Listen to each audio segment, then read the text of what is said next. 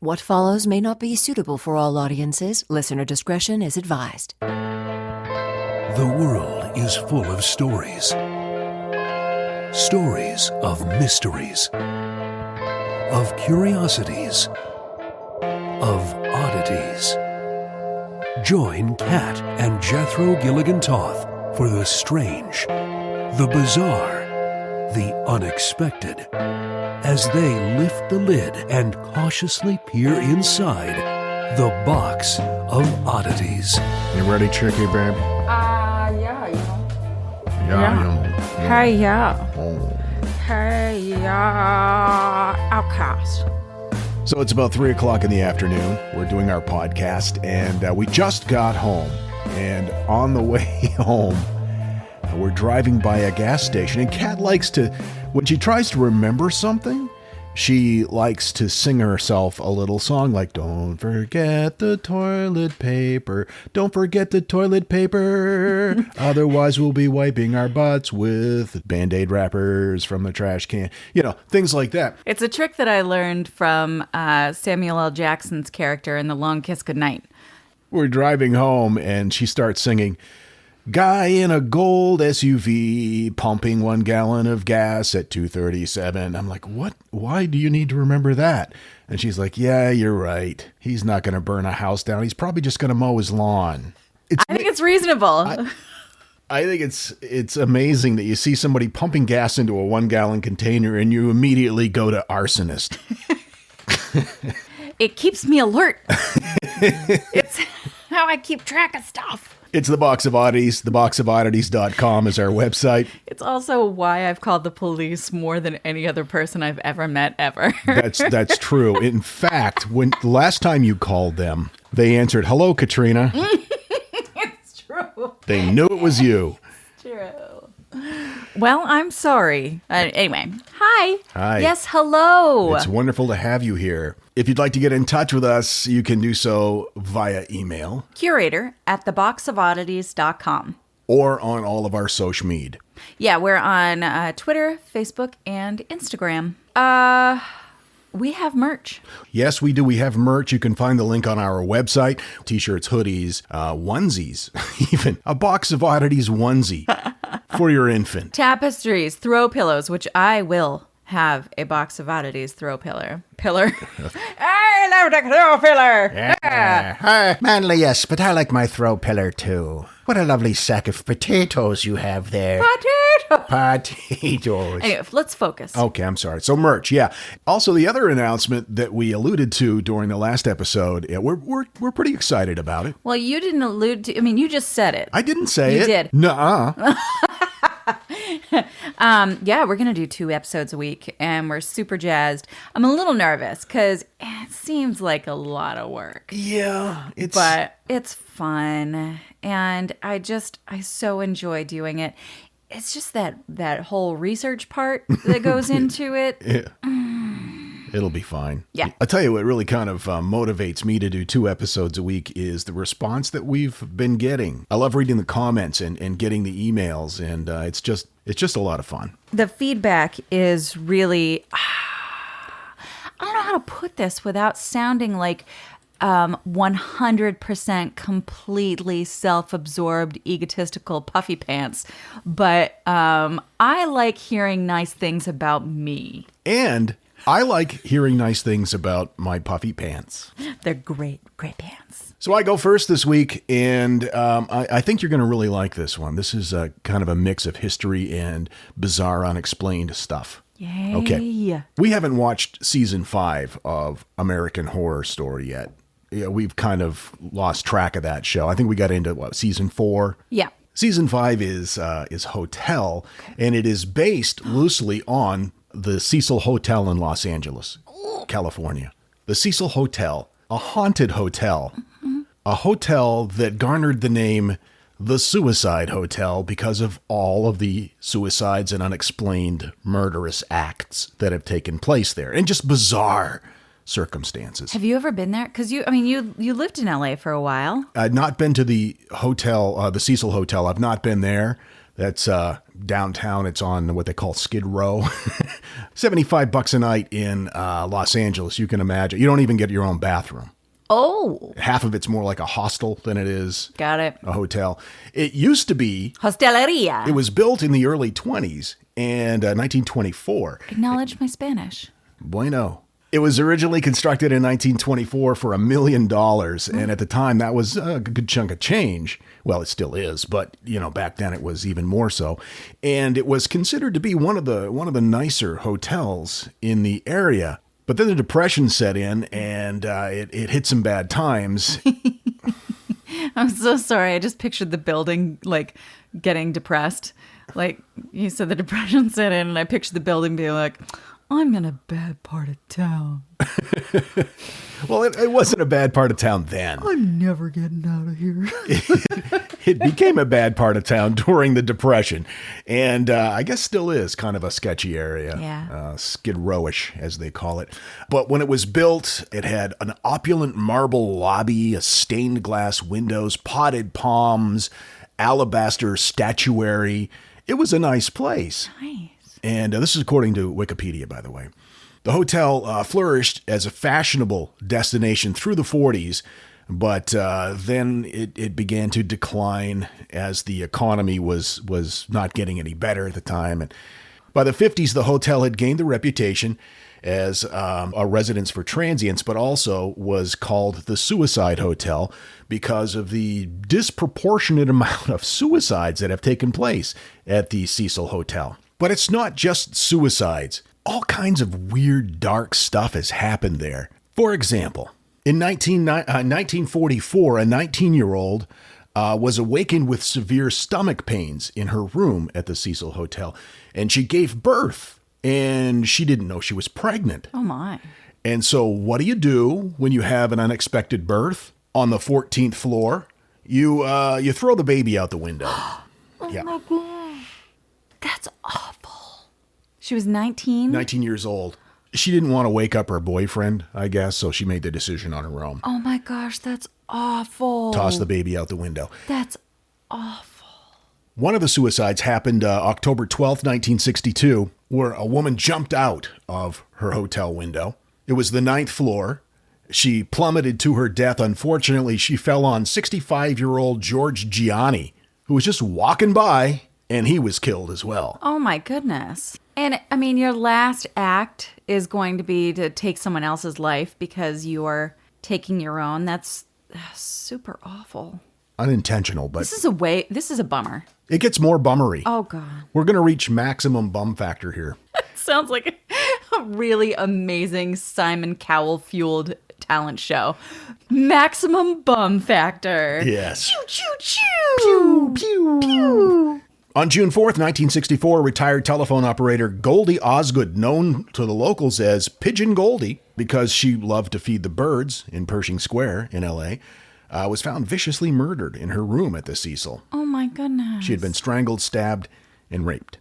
1937, a 25-year-old Grace McGrow died as a result from either falling or jumping. They're not sure if she jumped or fell. From the 9th floor, again. She didn't hit the ground. She landed on telephone wires and got all wrapped up in that and didn't die immediately. She died at the hospital later. Oh, that's awful. Can you imagine witnessing that? No. That would be, that's rough. By the way, if you want to visualize where the hotel is, if you've never been to LA, you know the video, U2, where the streets have no name and they're playing on the roof No. of a building? Okay. Those of us from the MTV generation do. And it's actually, as you watch them play, you can see the hotel in the background. Oh, okay. It's like right next door to the Cecil, which, by the way, now is called the Stay on Main. They've changed the name. I wonder why. In 1976, Jeffrey Thomas Paley was arrested when he climbed to the top of the roof with a high-powered rifle and started thinning out the neighborhood. Oh my goodness. Man, you weren't kidding. There's a lot. Well, I'm just getting to it now. I'm not going to believe the rest of this shit. Who else lived there while they were killing people? The Night Stalker. What? Richard Ramirez, serial killer rapist known as the Night Stalker, and this is according to Ranker, terrorized Los Angeles and San Francisco from 84 through 85, 13 victims were killed. He was a practicing Satanist. During the time he was breaking into homes in and around L.A. and assaulting, murdering, raping, and robbing, he was a guest at the Cecil Hotel. There has been speculation that he perhaps murdered some people while he was in the hotel. I did not know this. In the hotel. Ramirez stayed in a room on the top floor. He paid $14 a night for a place to return after committing his unspeakable acts. All said and done, there have been at least 16 suicides. Whoa. Several murders. But there's been a lot of, besides the murder and the Satanist stuff and the suicides and, there's also been some really strange, unexplained phenomena. Really? Here's one I know that you know of, but maybe didn't know it was at the Cecil Hotel. Is it Lamb? Elisa Lam. This freaks me out. You may remember, this was in, 2013. She was a Canadian student, this again from Wikipedia. She was visiting L.A. just as a tourist on her own. She stayed at the Cecil Hotel. She disappeared for a couple of weeks. They didn't know what happened to her until they found her body in the water tank, one of the water tanks on top of the hotel, which seemed impossible to access. And subsequently, they released security camera video from the elevator. You're starting to freak out a little bit because you're remembering this. This security footage of this elevator and her, this whole, it freaks me out so much, and I hate it. Well, it's just so weird and unexplained. She gets in the elevator. Mm-hmm. She looks like she's being followed.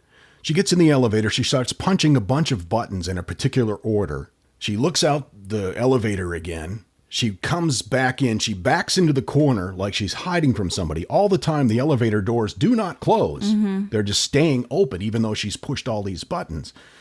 She gets back out. She looks around the corner. She seems to be talking to somebody. She's gesturing with her hands and making some really, like she's petting a giant dog. That's how it's been described. Just acting really strange and unusual. People thought they're speculating that perhaps some kind of paranormal episode was taking place, because right after that, she disappeared.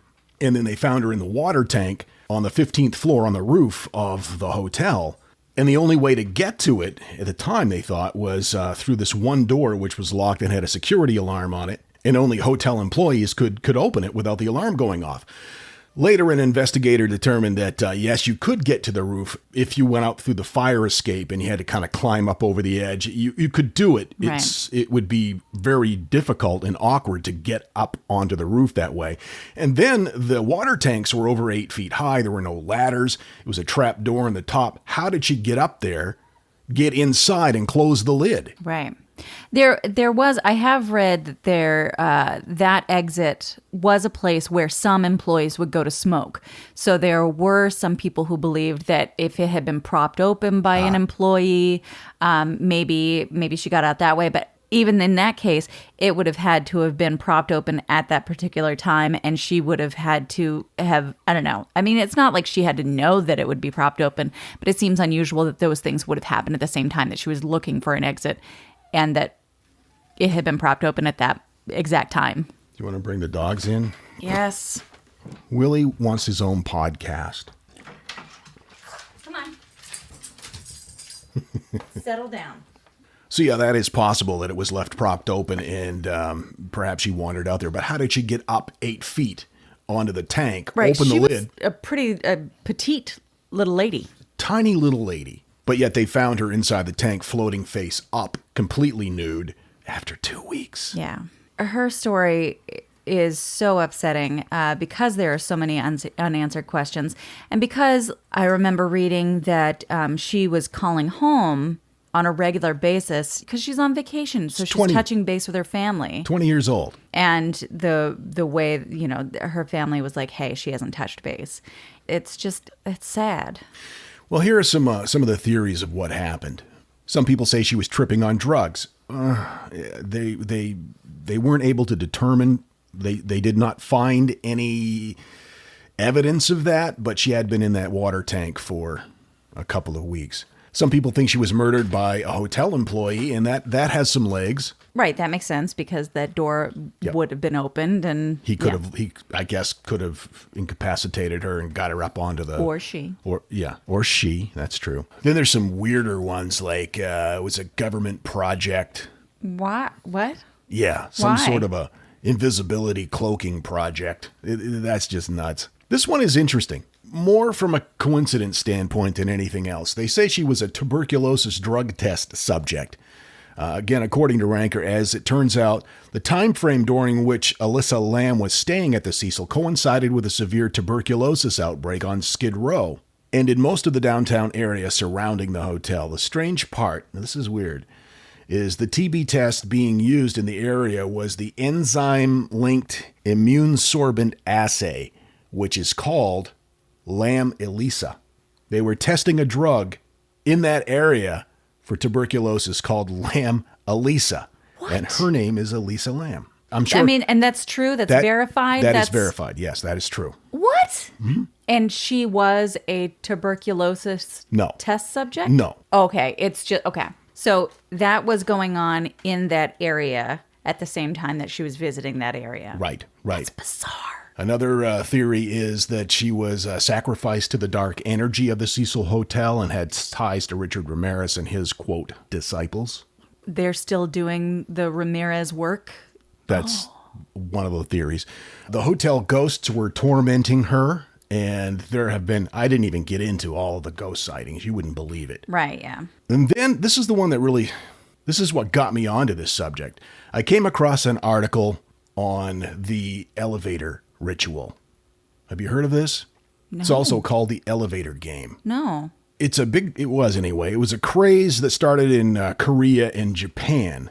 It requires a building at least 10 stories high and one player to enter an elevator alone and press a series of buttons in a particular order and to do certain things in between the floors. And allegedly it opens a gateway to a parallel dimension. The new dimension looks much the same, except it's dark. Electronic devices don't work. Once the elevator door opens, you see nothing outside the windows except a big giant red cross in the sky. Wow. Yeah, I know. It's out there. I read a lot of links and comments from some people that have tried this. About half of them say it's bullshit. The other half say that something weird happened. And you can go and read the stories for yourself. And then to get back, there's a very specific pattern of things that you need to do. You have to push a series of elevator buttons in a certain order. What? If you don't do it, you can't get back from that dimension. There is also a warning about a woman from the other world who may or may not step onto the elevator on the 5th floor. You're not supposed to speak to her or even look at her. Don't acknowledge her, because if you do, then you can't get back. Wait a minute. Was Elisa Lamb on the 5th floor when that elevator surveillance photo was? That's an excellent question. And I did some research on this. I did some hardcore research on this. Yeah? Yeah. You dug deep? I dug deep. She was actually on the 14th floor. Okay. When this was happening. Mm-hmm. But if you see her pushing buttons, I zoomed in on that, and you can't really tell what floor she's hitting, but you can see where the pattern is on the lit buttons. So I researched what kind of elevators they had, and I found actually on a guy's video blog where he had gone to investigate this, a close-up shot of the exact same elevator panel. Mm-hmm. There are 7 floors that you're supposed to hit in a particular order to play this game, and from what I can tell, it looks like at least 4 of them. She hit at least 4 Interesting. of those. And it says that you're supposed to push the first floor, the last floor you push is floor number 1. And if your elevator doesn't move or goes up, then you need to keep hitting 1 in order to return to your dimension. And if you watch her, she's just hammering on this button before she steps out of the elevator and is never seen from again. So there you go. That's the elevator ritual hypothesis. Well, I mean, that's insane. There are some interesting links there, but yeah, that's ridiculous. it's out there. But the thing is, the reason why that theory captivates me is I had never heard of it before. Sure. And I just came across it while I was researching things. So the elevator ritual, what's this? And as I'm reading it, I'm thinking, oh, that sounds like that Elise Lamb chick. Right. And then sure enough, I came across. So it was like the reverse. Yeah. You weren't. Yeah. So for me, I went, ooh, hey. Let me just ask this, and this may seem like an obvious question, but was the elevator ritual a thing before the Elisa Lamb? Another good question. Thank you. I researched that as well, too. The elevator game, I can date it back to the year 2000. So 13 years before All right. she died. I came across, I had mentioned this a moment ago, on YouTube. A guy has a site called My Haunted Diary. His name is James Edward Garcia. And he went to the Cecil Hotel and he tried to get that particular room, and they wouldn't let him. They wouldn't let him have the room. The room is number 412, by the way. She was in room 412. Okay. They said, why do you want that room? Well, that room's not available. They were like, really, we don't want you anywhere near it. So he had to kind of, his filmmaking is real guerrilla filmmaking. He gets out there with hidden GoPros and he goes in places they don't want him to go and stuff.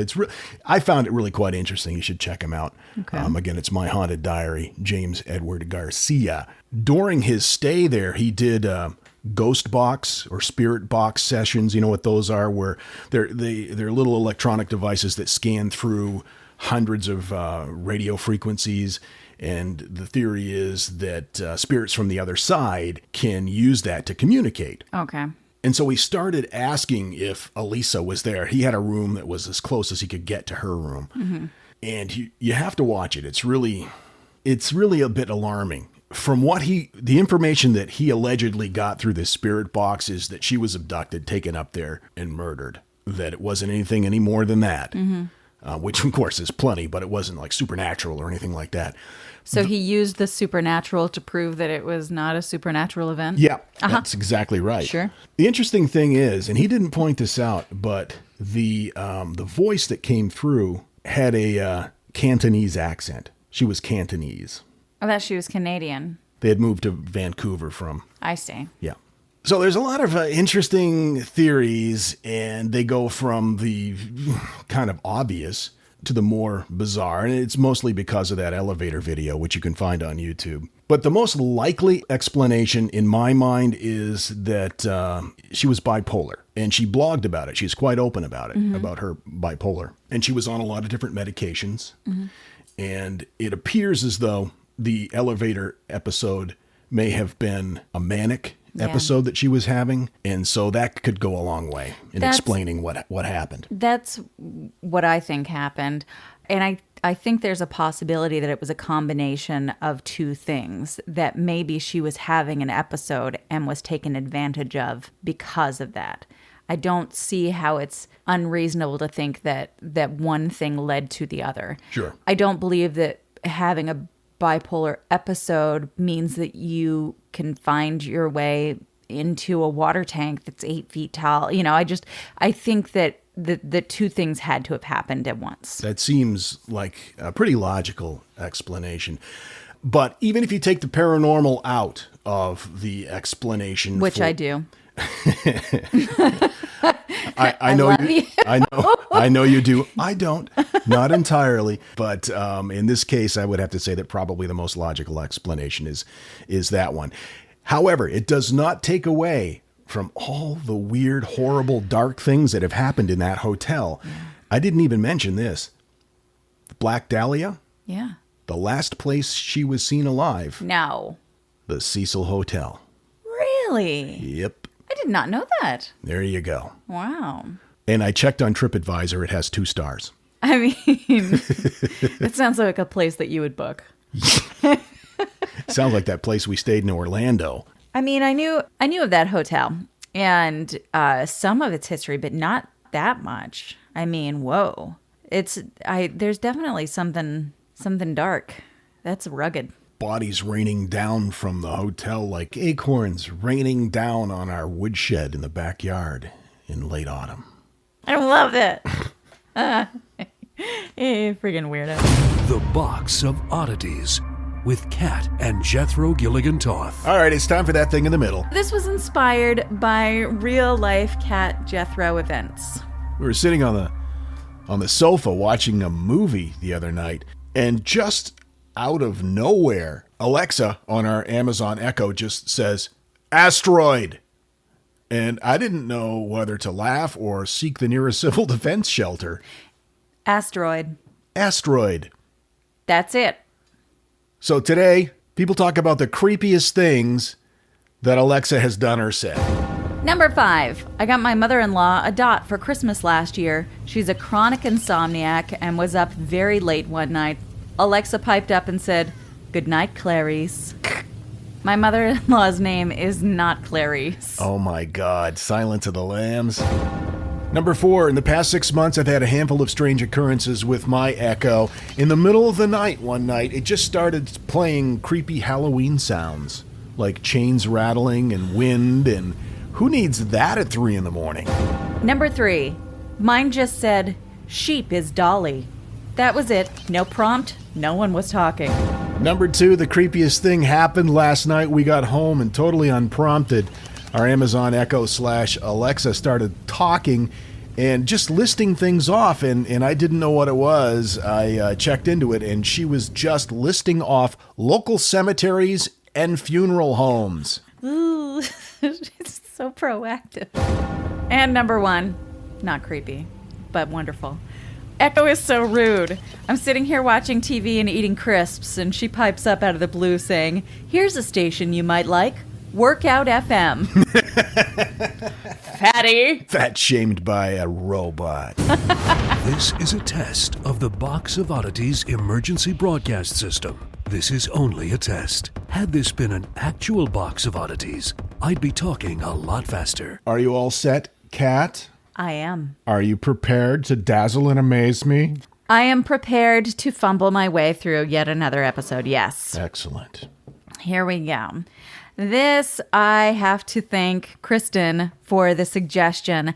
I had never heard about this, and Kristen emailed us, curator at theboxofoddities.com, and I looked into it. I loved it. I'm going with it. So here we go. Denver Airport.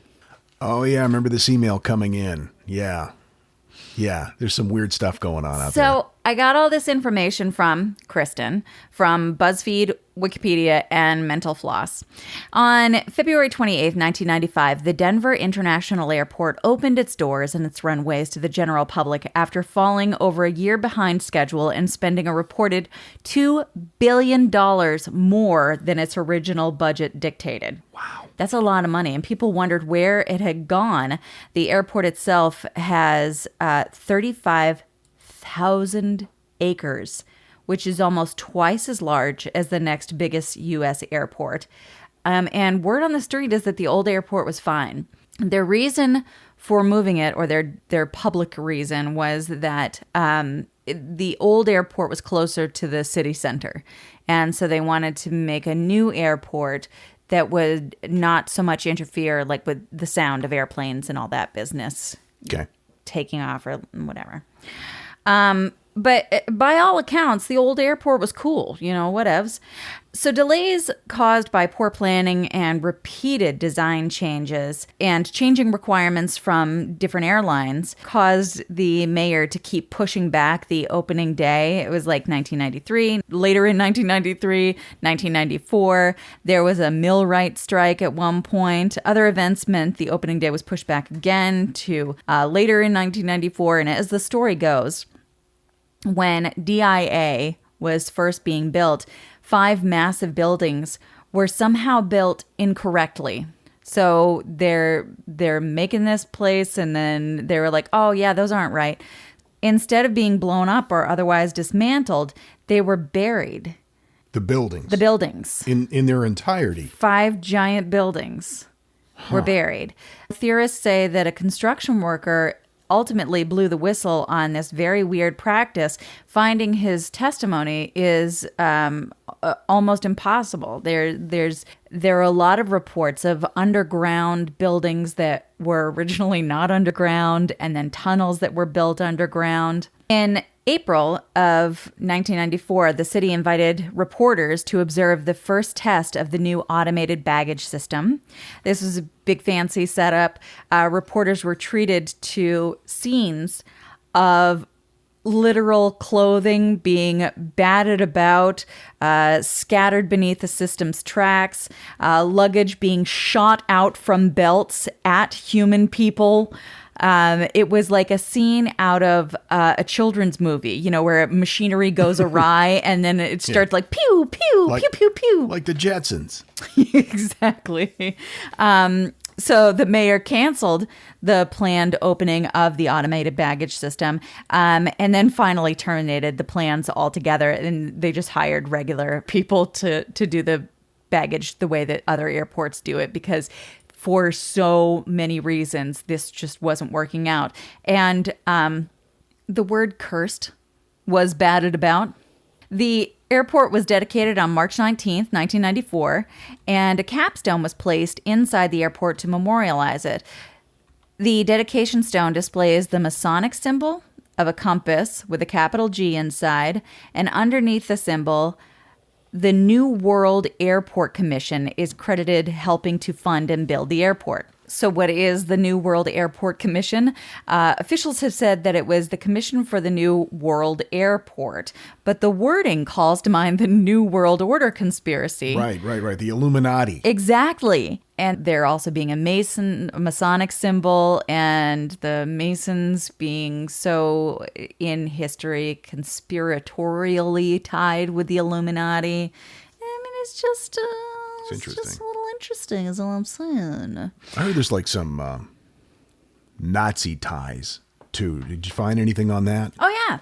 Well, some of the art inside the airport is a little sketchy, including the murals that line the walls on level 5 of the Jepsen terminal.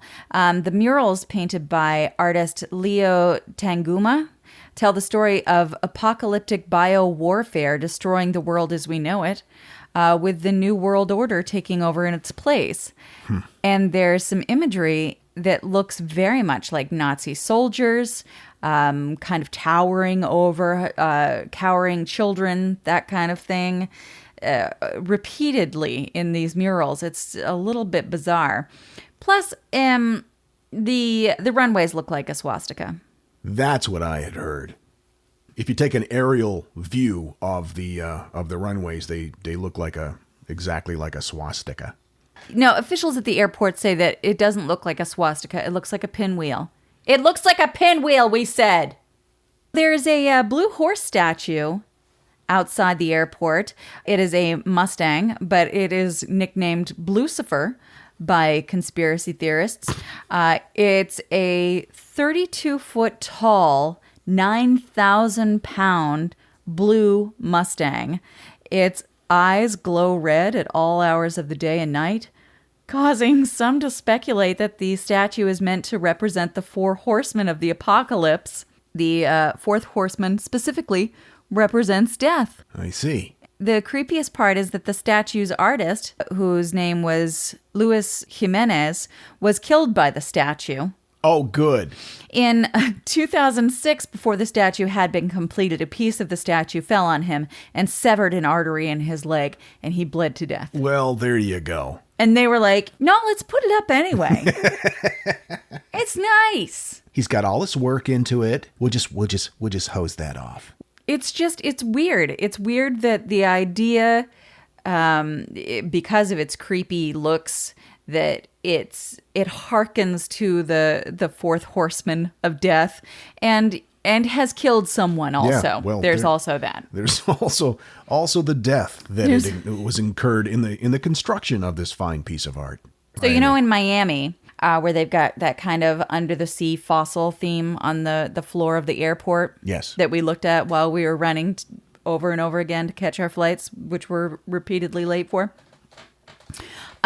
So I guess they have that kind of art on the floor of certain terminals, one of which displays like a mine cart with AU AUAG, and that's according to the periodic table, gold and silver.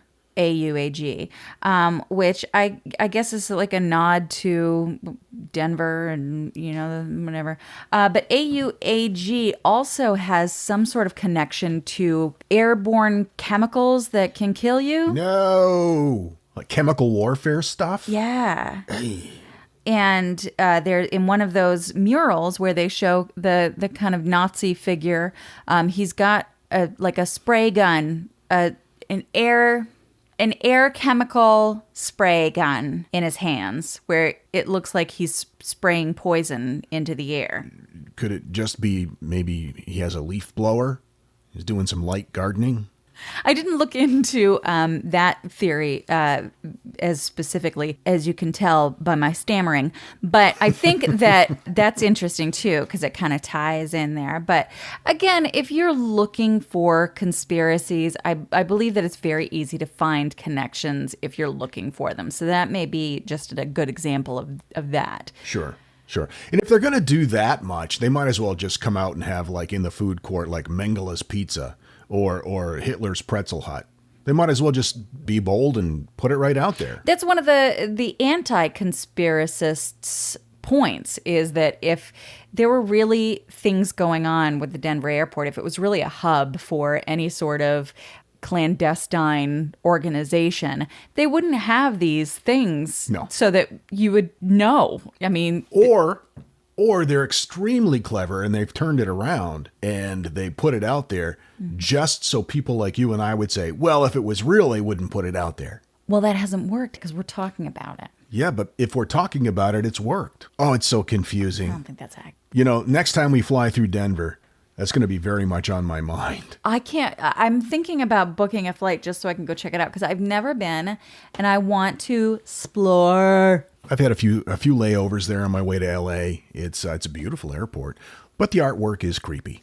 So look for our next episode. I think it's going to drop a couple days from now. We're going to do, as we said, two episodes a week. Live from the Denver airport. No, I don't think they'll have us now.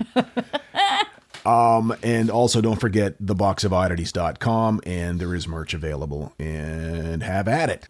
Oh my gosh. If you buy merch, I want pictures. I want to see you in your Box of Oddities t-shirts. Yes, you can post it to any of our social media. I love that I started saying social media ironically, and now you just use it. It's what all the kids are saying now. What all the youngsters say. They say the social media. Well, they're wearing their bell-bottom jeans and listening to their boogaloo music. Their boogaloo music. Their flare pants. Would you stop? All right, fine. They're ready for dinner. All right. So we'll see you in a couple days. Yeah, thanks for accepting us for who we are. And keep flying that freak flag. Fly it proudly. And so, let it be known that the Box of Oddities belongs to you, and its fate is in your hands. Therefore, it's been requested by those who I report to beseech you for assistance. The Box of Oddities is free. We ask but one thing of you, to provide a 5-star rating and a positive review. True, that is 2 things. However, 'tis merely a 5-star rating and a positive review. Also, subscribe to us. Okay, so 3 things is all we ask. 3 things and 3 things only. Henceforth, the Box of Oddities commits to the telling of stories. Stories of the strange, the bizarre, the unexpected.